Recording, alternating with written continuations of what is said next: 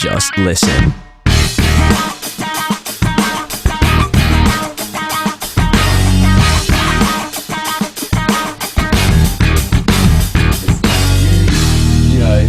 So deep in and consumed in what they are thinking of you when it's actually just completely all in your own head.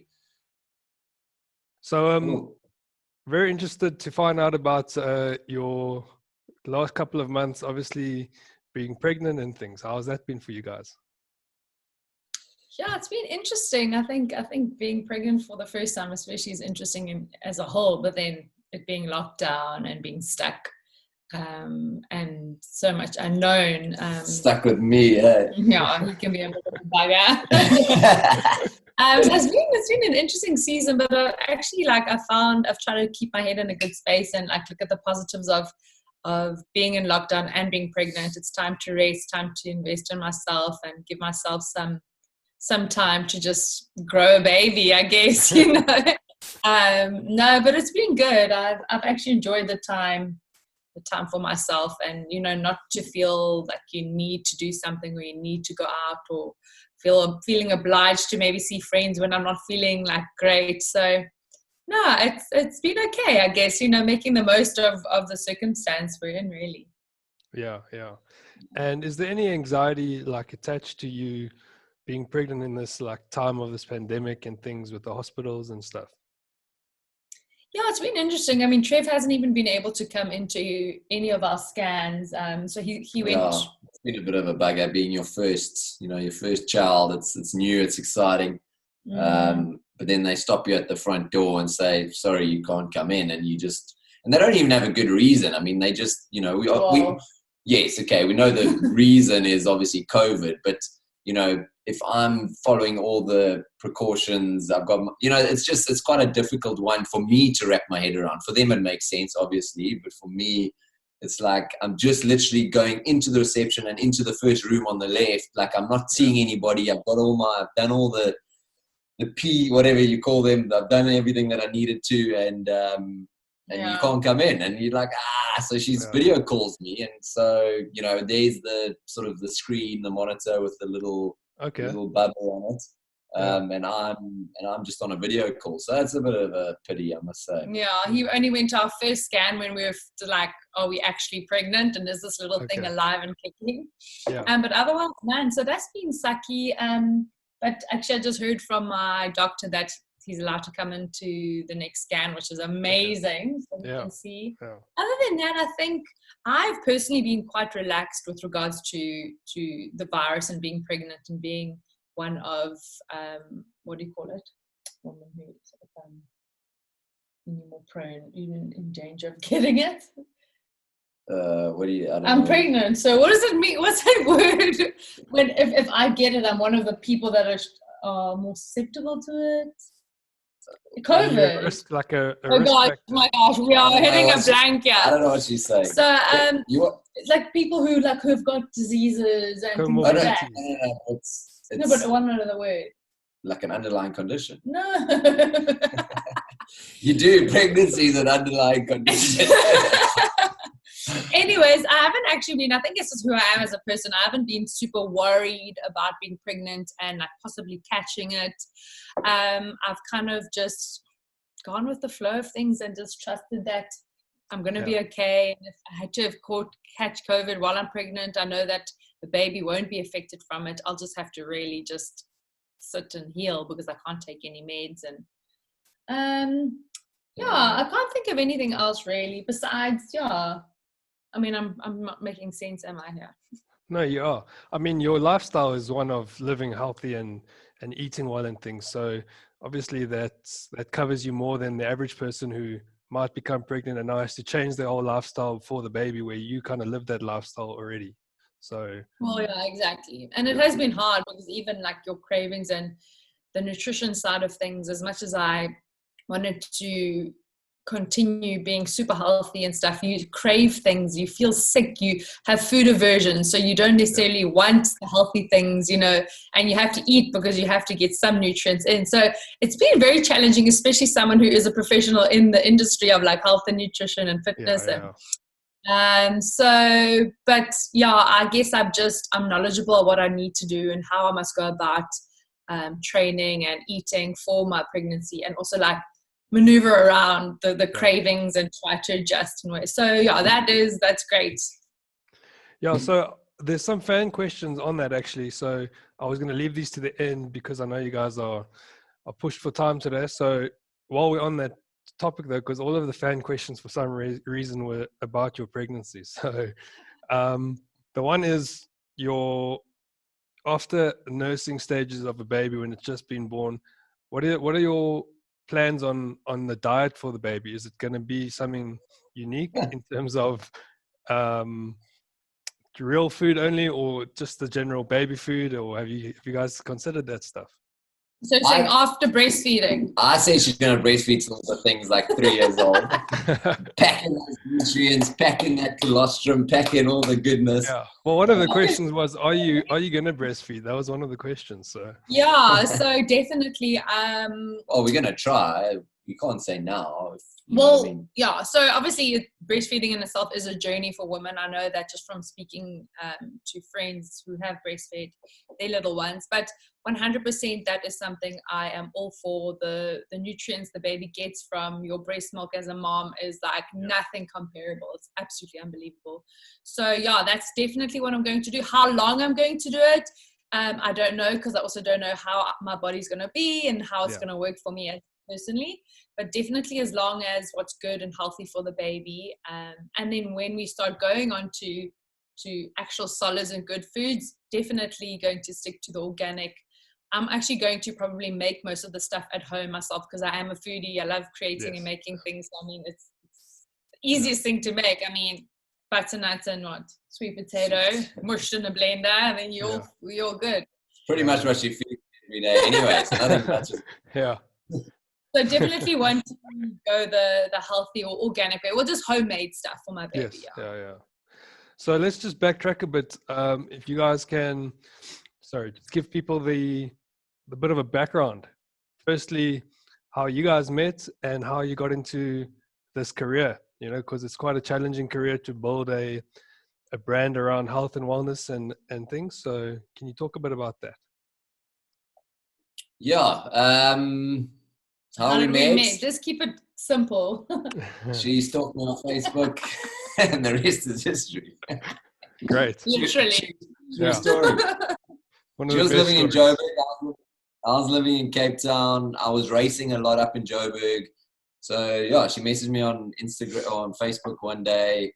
I replied a few days later. She says a few hours later. A few minutes later. Anyway, and then I would go up often for races. So at least once a month, we would kind of see each other and kind of started this long distance relationship, which I always saw I'd never do because I thought it's too, like, relationships are hard enough. Why make it even more challenging, you know, by like trying to do long distance? Anyway, we did six months of that. Dee then moved down to the Cape. I think just over a year later, we got engaged. I proposed. We went skydiving, which was pretty cool. Okay. And then we're 3 years married now. Yeah, just over 3 years married. So we've known each other 5 years all in all. So if I only know that because it came up as one of my Facebook memories. Geez, Facebook's played a big role in your relationship. Wow. That's a true story. Mark, I need to send him a private DM. Send old Mark a DM me and say thanks, buddy. Yeah. So, how did you decide to go into this career of building a personal brand and just the health and lifestyle? If I could speak on my behalf, so I used to swim provincially when I was younger, and actually represented South Africa when I was probably about between the years of 15 and 18, 19. So I was very, very committed to that. I was basically an athlete at a very young age. So, and it was ingrained in me really then, the healthy lifestyle, being active and what it is to be an athlete. And then I went on to did my honors in sports science at Tux. It's just always been a passion of mine. I've always loved how the body moves and how the body works, and also how you feed your body in order for it to perform at its best. So it's just been something that's been literally part of my life, I guess, since almost day one, I would like to say. And now in my years of kind of finding my career and stuff, I've found that my passion lies specifically with women and helping them live a healthy, sustainable lifestyle, and something that's achievable, because there's so much misconception out there. And so it's just been a journey, really. I've done further studies in my nutrition, so I can obviously encompass that in the whole hub of health and fitness for me personally. So it's been something that I've just loved my whole life, really. You, Trev? I mean, I would say for me, from the good old school days of playing a lot of sport, a lot of team sport, provincial sport, that's kind of just where it started for me. And then kind of finished school, wanted to go be a professional football player in the UK. So went over there, but had to make money. So started working, and I worked for an events company, which means, we had to work on weekends, which means I didn't get to play. I played like 2 games for a side, and they wanted me to carry on playing, but I had to go, well, am I going to make money and survive in England with off, I think I was living off £1 a day, £1 pizzas, I think is what 99 people. Wow. Yeah. Is what I bought daily, and then I'd eat a meal at work. So that's what I ate for like a month. And then, so that unfortunately didn't work out. And then eventually, after 2 years of working there and working my way up in this events company, which was great. I mean, I got to experience awesome things, big sporting events, whatnot, but decided to come back to South Africa and study, and did a BCom. And then all while I was studying, I was training, and then guys wanted me to train them. And so, I kind of did my own sort of homework and research into training. And then I got to a point where I then did a diploma in sports science and studied that. And it's a long story short. There's a bunch that's happened in between, but eventually I basically got the funds together to start a gym, which was always, a pipe dream.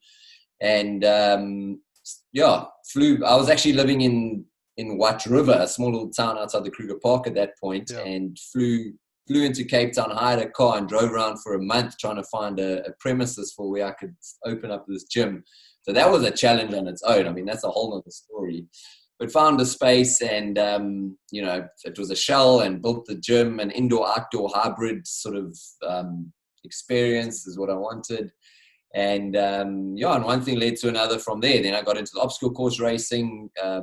It was the fastest growing sport in the world, and dived into that and traveled the world as a sponsored athlete for that.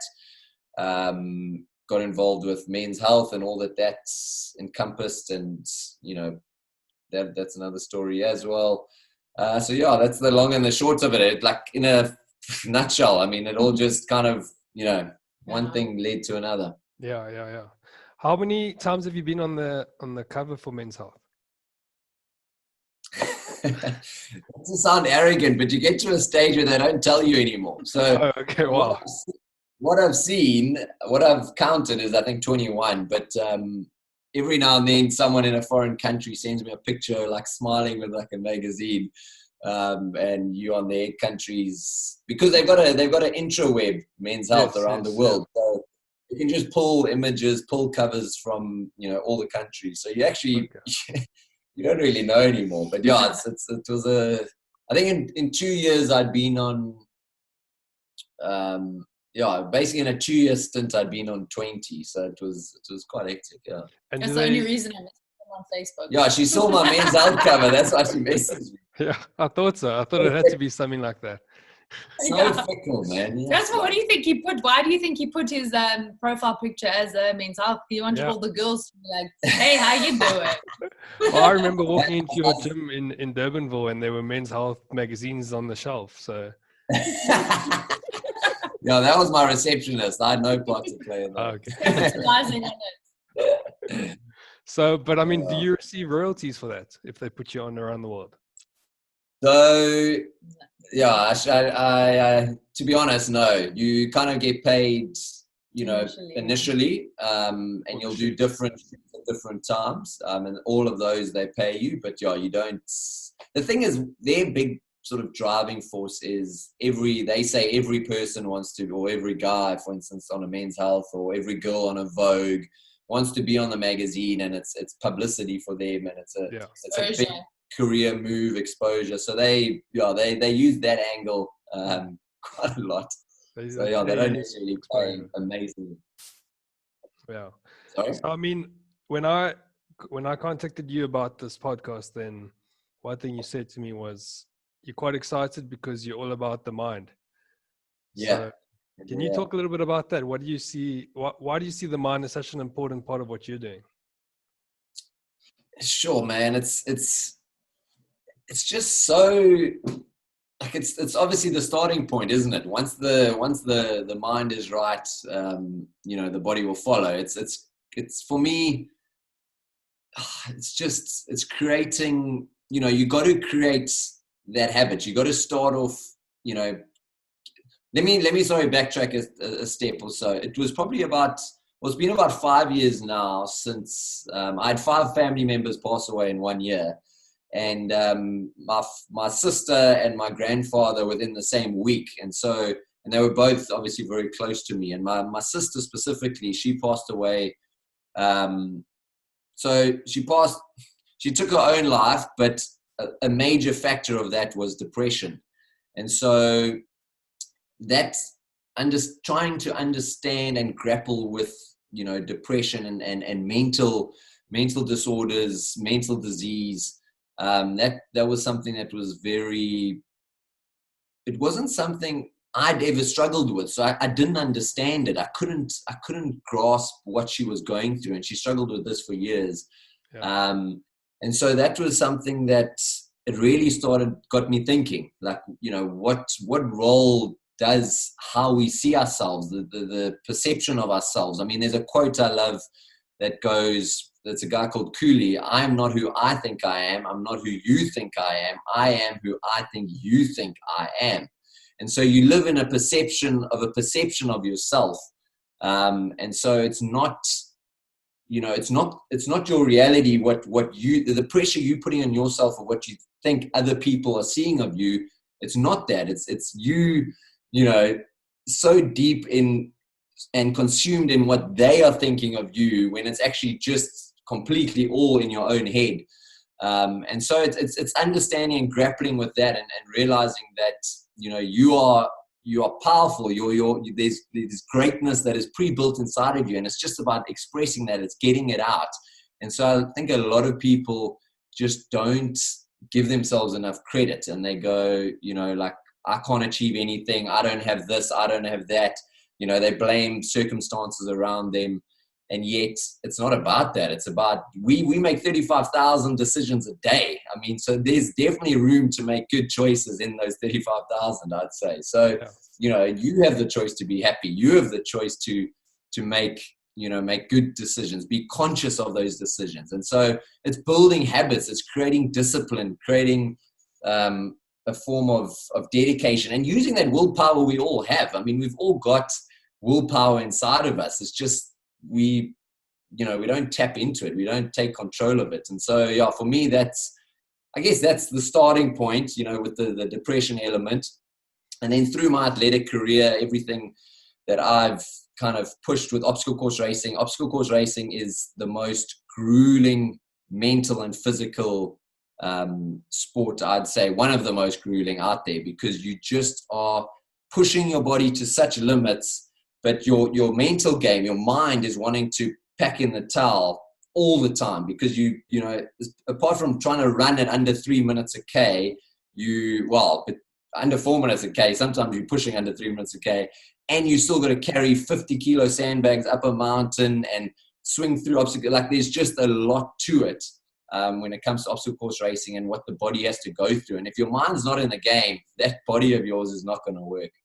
And so that's added to, my understanding of how important the mental aspect of life is, never mind just being an athlete, like life and how you see yourself. So that's in a nutshell again. Yeah, I mean, your whole, well, what people can see of you is like on the Men's Health covers and the Instagram, it's all about perception, you know, and you're putting out a perception of this is what you can be if you work hard enough at it. And you look extremely happy on Instagram, obviously, but I don't think anyone is really that happy consistently. There's obviously a depth to you as well. How do you deal with that pressure, with people expecting all these photos and all this motivation from you? Because you guys are a couple that people look up to as other couples and as individuals. So it's a lot of pressure to deal with. Can you talk a little bit about that?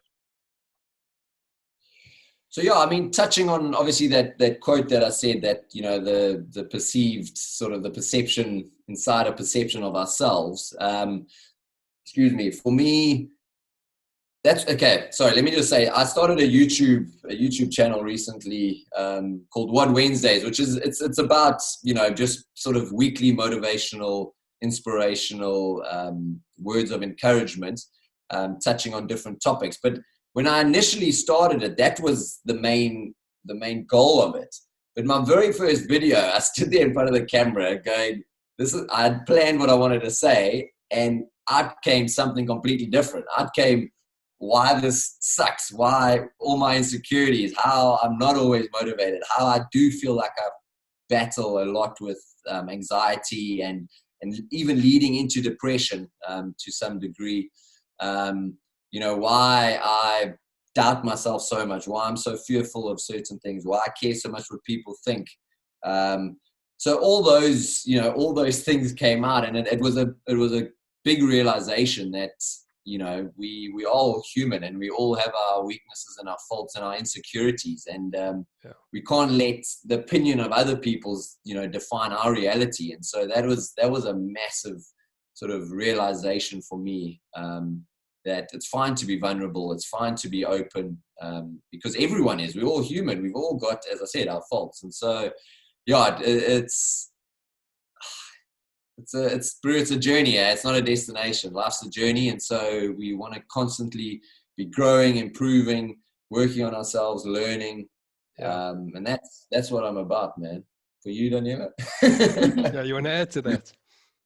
Yeah, I mean, Trev covered basically it all. Is that doesn't mean there's definitely natural insecurities of what we have personally, and we will put up a confident front on social media. But I think for me, it's about I've always wanted to just be real and just be myself and authentic and connect with people and connect with women specifically, because I've dealt with insecurities of like wanting to be and look a certain way because that's what society deems beautiful or good or fit or confident. And I found comfort in people being vulnerable on social media platforms, and that's where I found my growth and actually realized, like, what am I trying to pretend to be? And I know where my value lies, and obviously with my faith, and my value lies in God, and He sees me as worthy and strong and powerful, and I am that woman, and that's what I want other women to see too. So by being vulnerable and telling women, like, yes, I'm in the health and fitness industry and I do live a healthy lifestyle, but I feel fat and ugly some days, or I'm not feeling happy within myself, I'm not confident or whatever, is something that by sharing the vulnerability, women and people can connect with me, and that's what I want to share. And I'm actually super confident with this being real and raw and me on my social media platform. But in the beginning, it did take me time to kind of maneuver and find my way and where in my space that I wanted to be, or what I wanted to portray and what I wanted to connect with women. So, yeah. Yeah, just to say on that, I mean, I as well, like, all the years put so much pressure on myself to always, you know, be, you know, looking like a Men's Health cover 24/7, like throughout the year. I didn't want to be a bodybuilder that goes through a bulking phase, which they call bulking phase, but it just means that they get fat and don't eat all the bad things. don't look after their health at all. And no judgment to them. Well, judgment to them in that regard, but from a personal, from them being super dedicated to what they do, I take my hat off to them. So yeah, it was just kind of realizing, getting to a stage, and I think a lot of it is just personal growth, working on ourselves. I think a lot of people just neglect that. And once I actually stepped back and went, hang on, like, you know, there's a lot of work I can do on myself to become a better person to myself, become a better person to my wife, become a better person to those in my community and surroundings.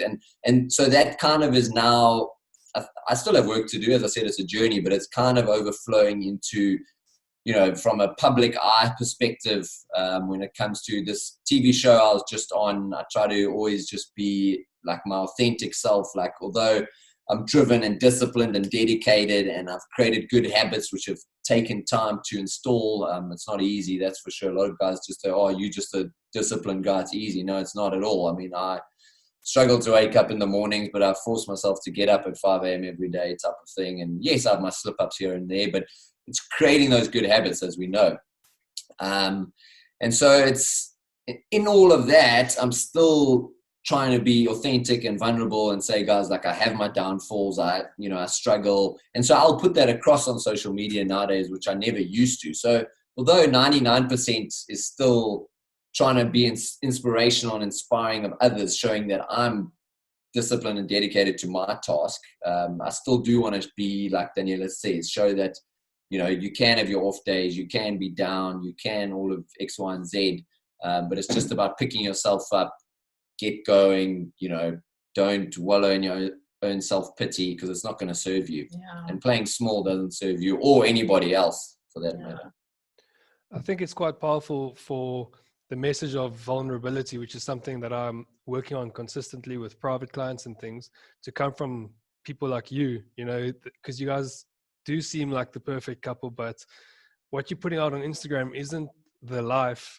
That's just the end product of all this work that you're putting in behind the scenes mentally and going through the hardships and things. And that message is more powerful than any message people can receive, I think. So on top of that, you guys are putting a lot of your personal life out into the open, which is sometimes probably scary. Even for me, just to post something is sometimes scary. But I mean, you put, like, on your story, you're cooking, and then there's a bit of an interaction, which is fun to watch. But what else motivates you besides that? You know, besides the expectation and that you're building a brand consistently, what else motivates you to get up at 5 a.m, to do your workouts, to build those habits? So I can't answer the 5 a.m. thing because I don't wake up then. I've been embracing my relaxing mornings, especially during lockdown, especially being pregnant. So I think that's my excuse these days. But Trev's super disciplined with that.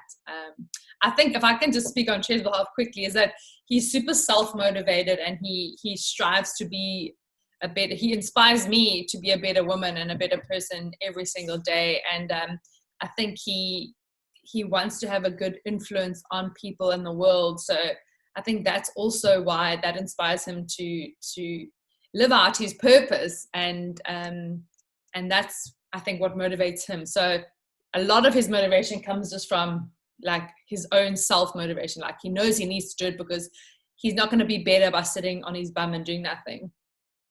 Yeah, I mean, it's exactly that.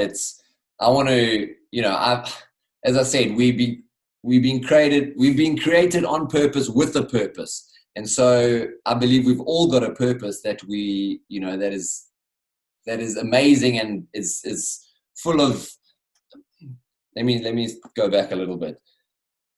Like, we all have this one life, don't we? We have one life to live. And so why would you not want to, like, live it to its absolute full potential? Like, why would you not want to do everything you can, achieve everything you can, you know, go to every, you know, if you love traveling, go to every country in the world, you know, all these different things. Why would you not want to do that? But to do that, you have to do what others won't so that you can do what others can't. So you have to put in the work. You have to do, you know, things behind the scenes. You have to be disciplined. You have to be dedicated to that goal, to that dream. Otherwise, it won't be. You can't just hope on things and it's gonna, you know, come for you. You got to put in the work to actually see the results. I mean, any successful guy you speak to, I mean, you look at The Rock, for instance, a good example. He's always about the work, the hustle, you know, put in the work, put in the grind.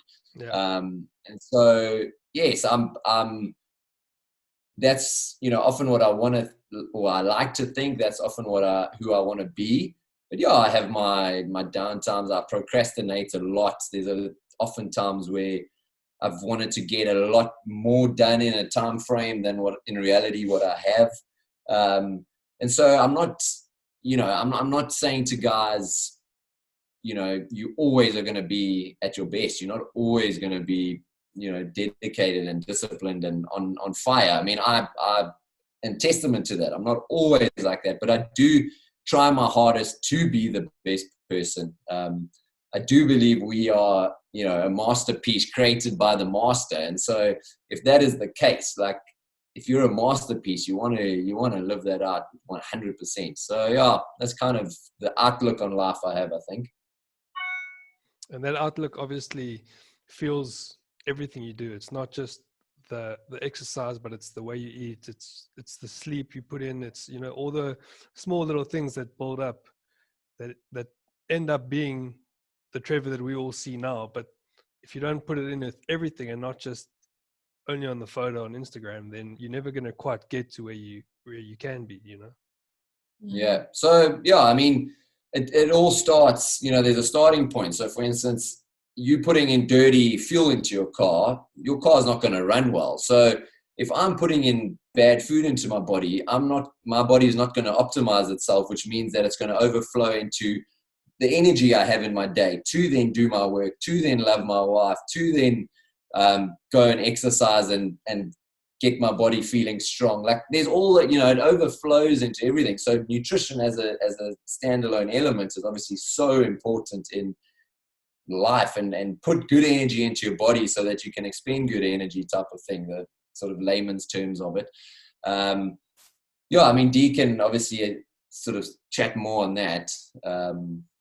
Okay, when it comes to nutrition and yeah.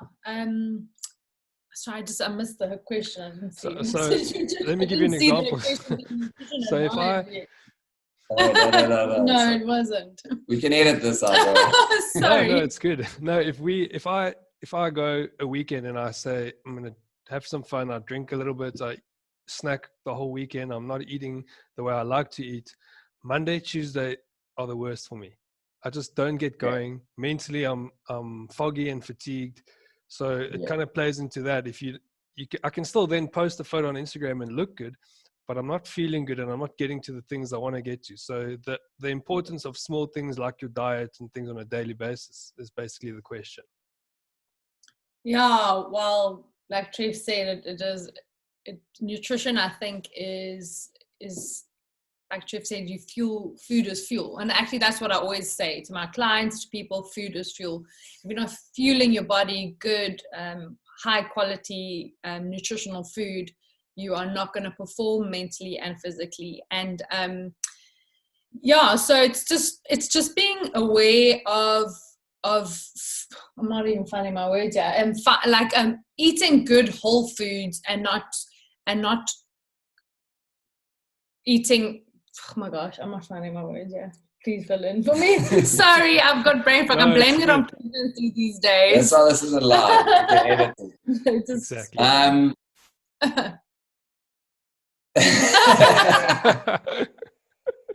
Wow. I've lost my train of thought. I've lost my complete train of thought. All I was thinking was now you be like I just had a different image in my head.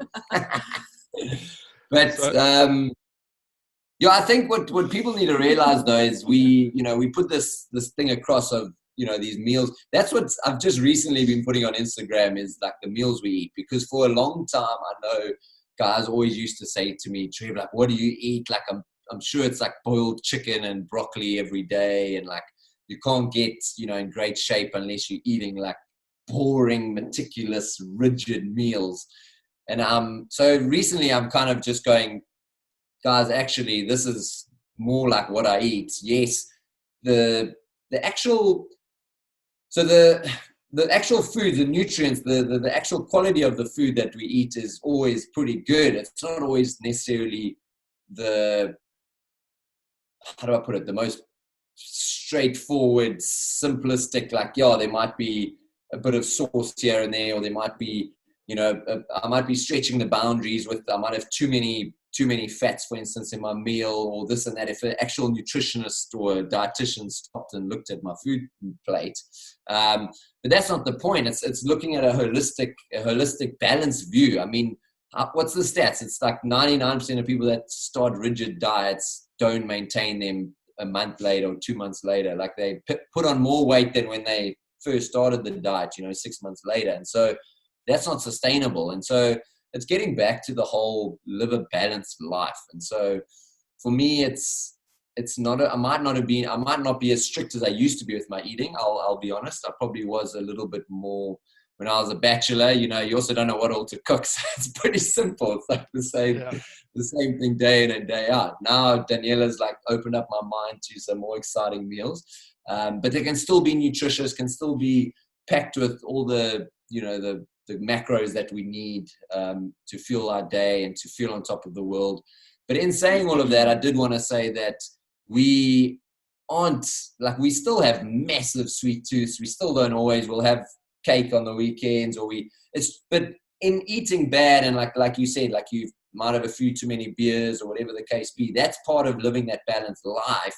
It just means bring it back to like the 80 or 90-10 principle, in the sense of like, try and eat as best as you can. And it doesn't have to be boring, plain boiled chicken, like I said, but try and eat, the nutrients, the minerals, the vitamins, the macros, all the good food. Try and eat that 90% of the time.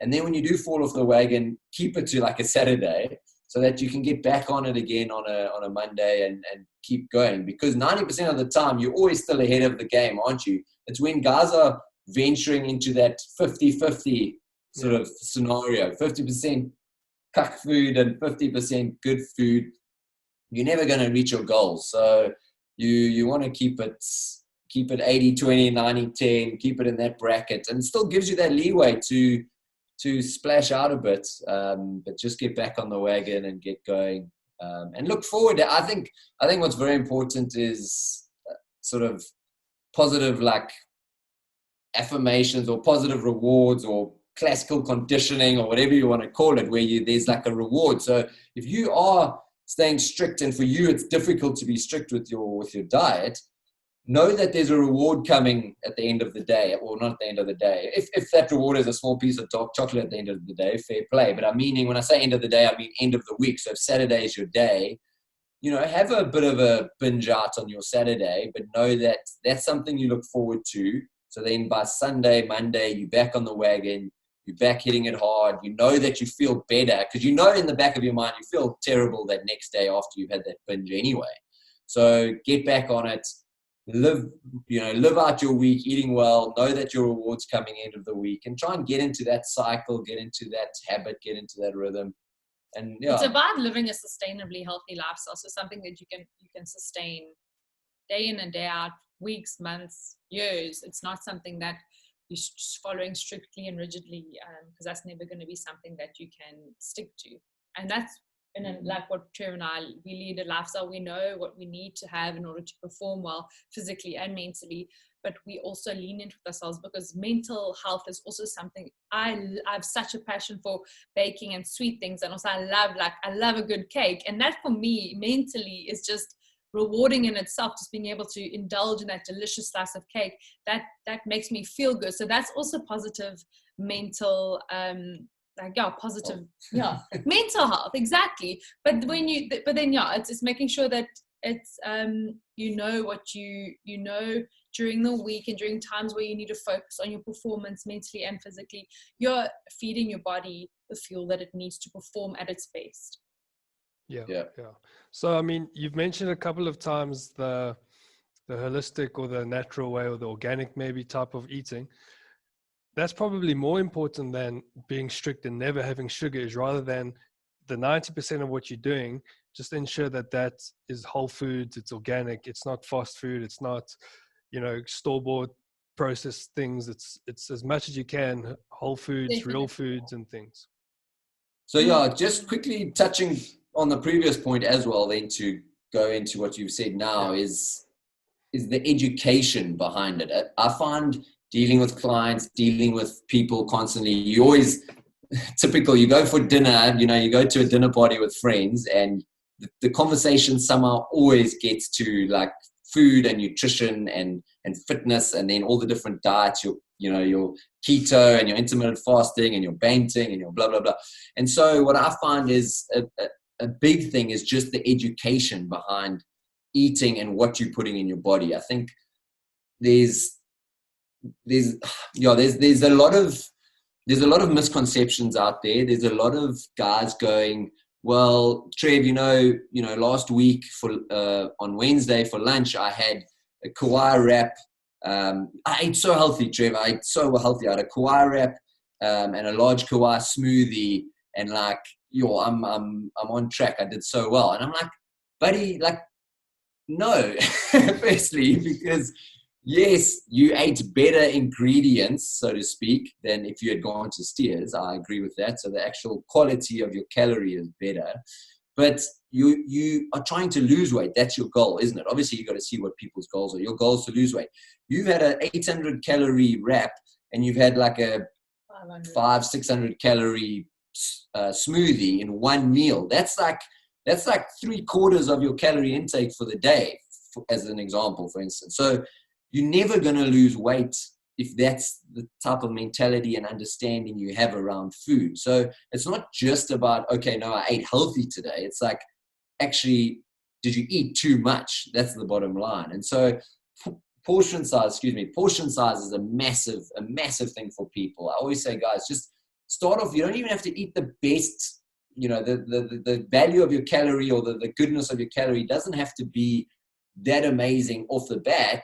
If you just can first grasp and understand the concept of portion size and don't eat too much, then we can start looking at putting the right nutrients and minerals into your body so you actually feel good in your day. But like there's just a misconception. Like we need to just educate people a lot more when it comes to what we put in here.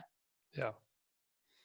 So just touching on with that goes the value of your calorie, the quality of your calorie, because you could have salad 3 days or 3 times in the day, and that's, let's say, 1,000 calories, and you can have a McDonald's burger that's 1,000 calories. It's not only about calories in, calories out, it's that quality of your calories, so yeah. Maybe Daniella, as someone working in nutrition and stuff, if you can touch on that. Yeah, so 100%. So if you come down to just layman's terms, calories in versus calories out, yes. So if your goal is weight loss, if you're having a McDonald's burger and it encompasses your allocated calories for the day, and that's all you have for the day, you're going to lose weight. But there's many other things that are going to be affected with that kind of meal. Mentally, you're not going to physically perform well. Your physical, the way you look will even change. So that's one misconception. Yes, calories in, calories out, you'll lose weight, blah, blah, blah, blah. But what you're actually eating within the day influences. So, for instance, having a balanced macronutrients in your diet is what's key. Having your carbohydrates, your proteins, your fats, your vitamins and minerals. That's what your body thrives off of, and that's where your muscles will perform. That's where you'll look more the part as well as feel the part. Back to your car performing well, isn't it? Yeah, it's back to your car performing well. You need those. You need those good quality, also for growth and mental health and mental, like you said, to be alert and focused when you're working. So it's not just as simple as, let me have a McDonald's burger and chips that fits my calories for the day. I'm all good. You will be fatigued. You'll be moody. Your relationships will be impacted. So it really, it's such a holistic view.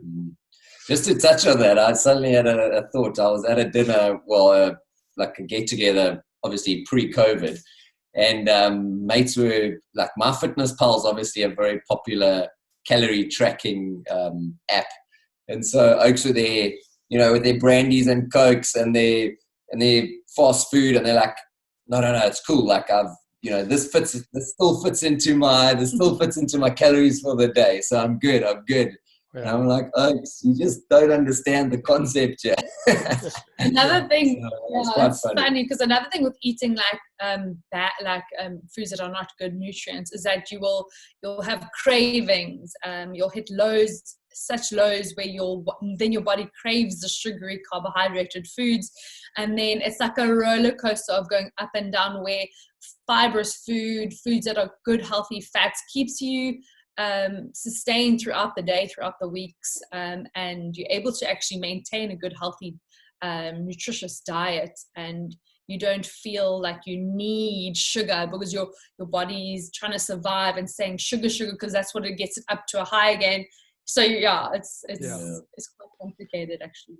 And just to also touch on being creatures of habits, everything is about habits. And so guys, for instance, I'll go down if I'm on a jog, for instance, and I see guys walking to work and they've got a Monster can this big in the one hand and a smoke in the other hand, as an example, or a Monster can and a muffin or a donut, like that's their staple breakfast every day. And now that's become a habit. That's what they conditioned to, and they are what their body knows. And so those sort of guys are always saying, oh, I feel a slump by 9 o'clock and I'm tired always, and I this and I'm that. And as well as that, they also say to me that they can't break that. They can't survive. Their sort of explanations, they can't survive their day without it. They need it. And I mean, that's then obviously back to addiction. That's back to, a whole different can of worms when it comes to breaking a habit. They've installed a bad habit. And so unless they really, really work hard at breaking down that bad habit and installing a new good habit, it's not going to change. And so that's another angle that is so important, is to make sure that we're installing good habits into our life. And it starts with food and what we put in our mouths. I mean, it's so important. For sure. And then I don't know if you do maybe know about this, but if you do, then also it encompasses that gut microbiome and the gut health, what you're eating and things. Yeah, I've got the book over there, Microbiome. Well, my sister-in-law is very, very clued up with all that stuff. She's all about that. So yeah, she's big into the gut health. The Good Gut Guru on Instagram. Is that your sister-in-law? Yeah, it's Trev's brother's. My brother's wife. Yeah. Okay, cool. I actually follow her. I never knew there was a connection. Yeah. So that's obviously her niche and she's clued up with that. But naturally it falls into health and fitness industry. And if you're a person in that, your gut microbiome is something that affects every aspect of your being, actually, also mentally, physically. But there's not too much I want to elaborate on that, because I know the bits and bobs about that, but I'm not super I don't know the real integrated details about all of that. So I'd rather just take a step back. But no, obviously it's very important. I mean, probiotics, making sure, our gut, just getting back to even just fiber, high fibrous meals, so that your body stays regulated, and you don't stay constipated. And so your body is just feeding off, getting the Maximus. See, I love Gladiator. Getting the maximum amount of fiber. No. What I'm saying is, so your body drawing out all the nutrients that it can to its optimum. So you don't want to be taking in great calories and then they're just going out the back door, and your body hasn't been able to absorb and use them, to the best of their capabilities. So that's, it's important, gut health, big time. Yeah, so obviously if you want to have a good gut health, if we are going to go into a little bit of detail, it's eating a fibrous full diet. So a diet that is full of whole grains, full of vegetables, fruits, nuts, seeds. Those are all fibrous foods that help your little microbes that are in your gut intestine, and they thrive off of that. Making sure you're eating probiotic and prebiotic foods is more important than taking actually a probiotic. Rather consume it than actually take tablets that help that. But obviously that also depends on what your doctor's recommended for you and where you're at in your health journey. But if you're just eating a whole lot of veg, and you eating all the veg, like variants of different vegetables and fruits and natural whole grain foods, you're on the right track. So and you'll naturally thrive. Awesome. So talk me through the day in the life of the power couple. So I mean, this is like any mental practices, maybe some meditation, maybe you take a cold immersion swim in the mornings, or whatever you do from 5 o'clock when Trevor wakes up and until 8 o'clock when Daniella wakes up. What is the process? And then do you do intermittent fasting? What is your sleep habits like? What is like your daily process? Okay, so I'll start with my side of things. It's 11:45. I'm pretty hungry. So I'll start with my side of things, and then Trev can fill in because we've got very different morning routines. Of course, yeah. So I will normally wake up about, my alarm goes off at like 6:45-ish. So I'm like sit up at least in my bed at about 7. Trev always is up before me, so he will make me coffee. We have a nice Take note. Good work. Good take work. some tips out. We have a nice big cup of black filtered coffee. We are coffee snobs, I like to say. So we have proper coffee, either percolated or filtered. We grind our own beans, yeah. So our coffee nice. is like, yay, morning, we can have coffee. Yeah. And then I normally sit in bed, just like be peaceful in my own time, in my own space. I read the word. I pray. I actually do, after that, I do some like Instagram work that I need to do, just kind of chill out. So that's my kind of morning. And then I get up out of bed. Lately, since lockdown, I feel a little bit embarrassed, but I am up at 7. I actually get out of bed probably around 8, 8:30, sometimes even later, because I get caught in my work in bed, which, lockdown life. Awesome. And then, so Trev can fill in from there what he does in the morning, because he's up and I'm like, gosh, you do you, boo. So yeah, it's an interesting one from a mindset perspective, because when I had my gym, I had to get up at 5 a.m. It became a chore, and I got to a point where I had staff and they would go in. I wouldn't have to go in every morning at 5, and yeah, I didn't enjoy it. I really didn't. And then I guess it's been about a year now since I sold that, and I haven't had a great routine through that year, I must say, until I don't want to say maybe good. Let me say maybe it was lockdown. I literally knew lockdown was coming, and I was like, listen, yeah, Trev, like you need to create some good habits in your life, yeah, and make the most of lockdown, because it is going to be a trying time. It is going to be a challenging time. And so see if you can get yourself into a good habit, get into a good routine, a good disciplined, state of being from the first time, from waking up. And so, yeah, I started with 5 a.m. wake ups. From there, I go straight into my garage, which I have a little gym. So we live in an apartment block in Cape Town City. So to get to the garage, I have to walk outside, and often it's raining and miserable. And so it's always a little bit like, as on my walk, I'm like, what the hell are you doing? Often. And I have a quick 45-minute to an hour training session where I'll do a lot of mobility and exercise. I don't always have great sessions, I'll be honest, and I end up rolling most of the time, and doing sort of stretching but I try and get just at least, they say you need to get at least a drop of sweat, because that's when all the endorphin, serotonin, all those happy hormones are released. And so I at least try that, even if it ends up being a couple minutes. Then I'll come inside, let the shower run on full-blown cold for a couple, 20, 30 seconds, so it's properly cold. Yeah. So then I do my cold immersions. I also have an ice bath outside.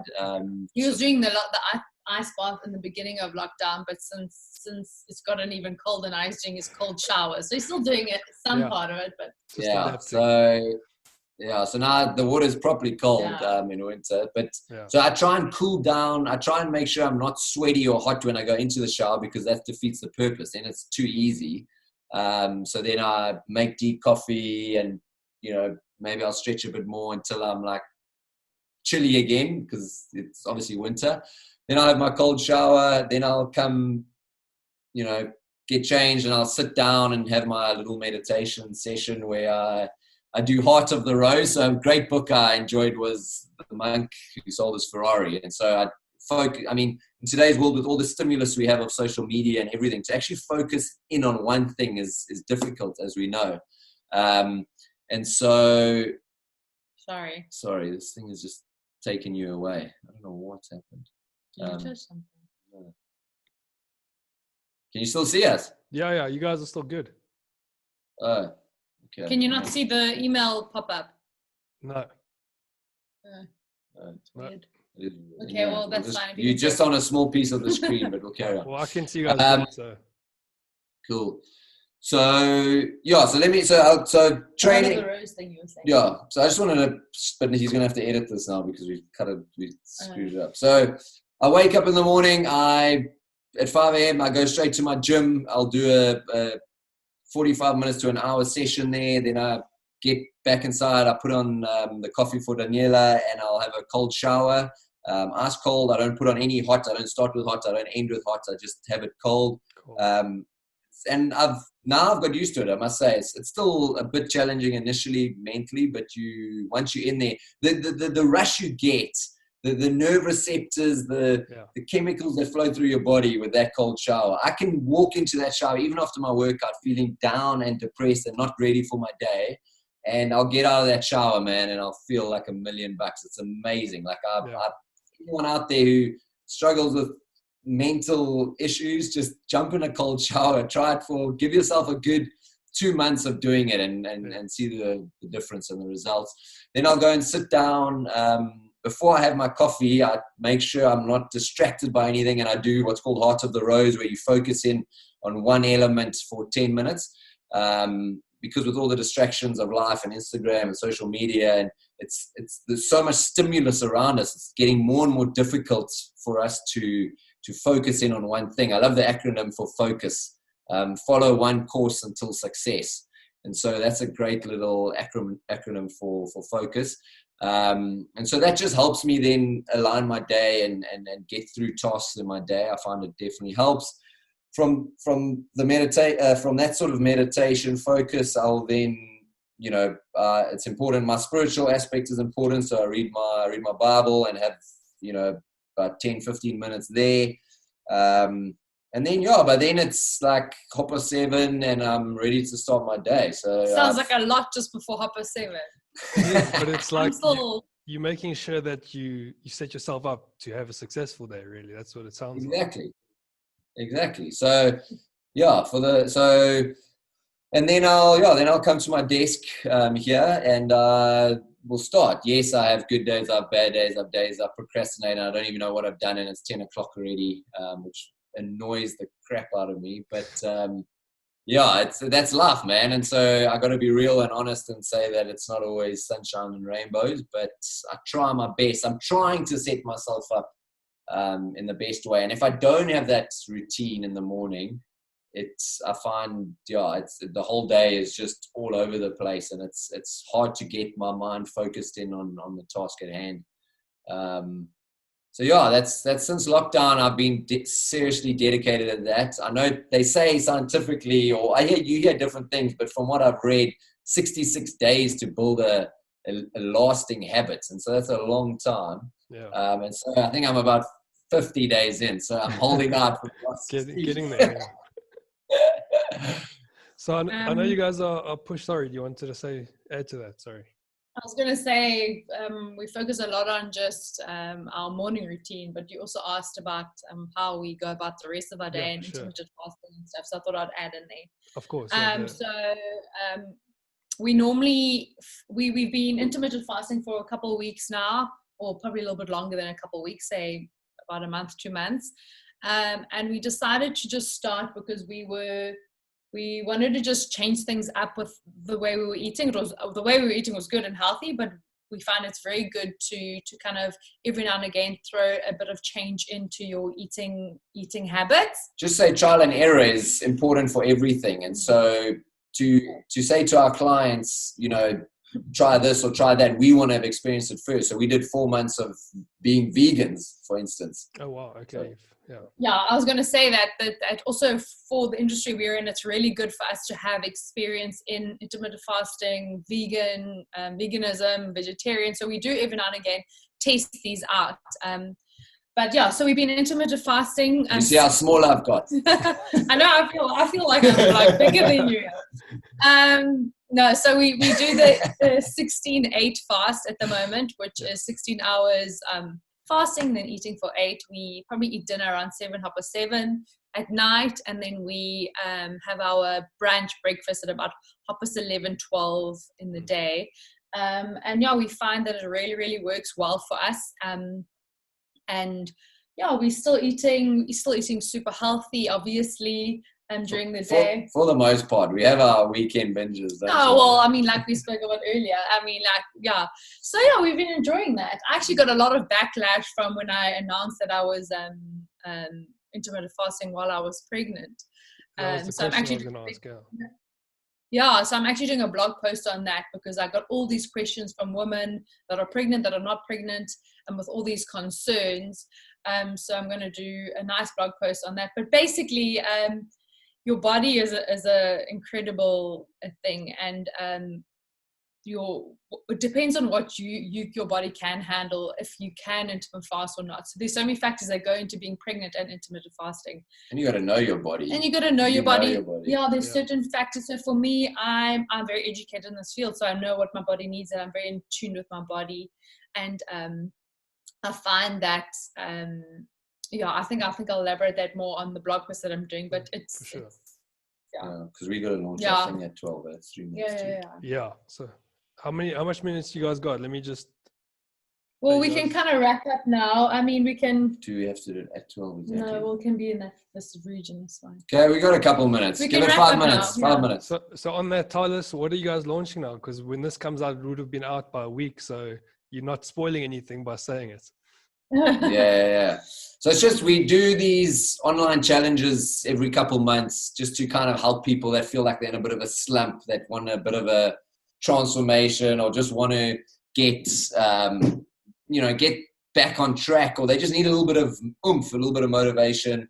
And so we launched these sort of 5-week, 8-week, 6-week, depends on what challenge it is. But Daniella dives in and gives a full-on eating plan. I give all the workouts, bodyweight workouts, home workouts that guys can do, and so we kind of tie it together. We have a Facebook community that they jump on, where we constantly motivating them and getting them hyped up and excited and staying accountable. So that's the long and the short of it. So they're pretty cool. We've had some good turnouts. Guys have loved them. So this is basically that. It's the first one this year, actually. Yeah. Oh wow. Okay. And what is the page where people can find those challenges? So that's going to be the Lagerway.com is probably the easiest place for them to find it, eh? Yeah, the Lagerway.com. We do a lot of promoting and marketing on our social media platforms. So if people are on there, they can follow there, and then our websites and links are there. Because I do some stuff on my website. Sometimes it links through to Trev's website.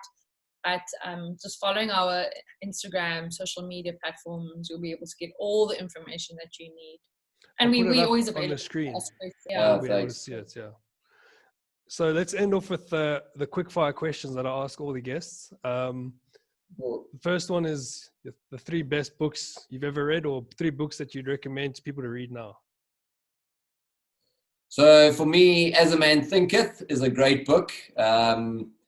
Think and Grow Rich, but that's, such a common one. Everyone always says that. Whenever I listen to guys, podcasts and stuff, everyone always says that book, but it is a great book. You need to read it a couple times. That's what they don't tell you. You won't necessarily pick up on all that you should if you just read it once. And then The Monk Who Sold His Ferrari, that was quite an impactful book. I really enjoyed that. And The 5 a.m. Club, that's also a great book, Robin Sharma, both great books. And then I'm going to give you 2 more. Tools of the Titans is a great one. It unpacks different, high performers, top achievers, and what they do in their lives, which is great. And then just a good old it's it's based on truth, but it's quite fictional. Is called Line of War series, which is just it's just a great men's series of just like hardcore like war sort of stories from the biblical times, but it's full on. Cool.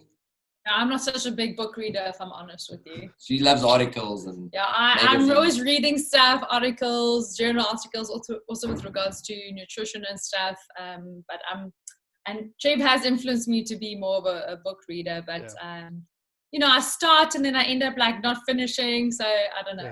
Maybe I'll be more inspired by Trev. I'm trying to get her to read this. Oh wow, nice. Yeah, that's cool. So it's funny because every single guest I've asked that question has mentioned a Robin Sharma book, and especially the monk who sold his Ferrari. So pretty cool. Really? Yeah. That is interesting. Yeah, very interesting. I thought people would say The Alchemist because that's also a popular one. Yeah, it's come up before. Yeah. So tell me the 5 most important things in your life right now.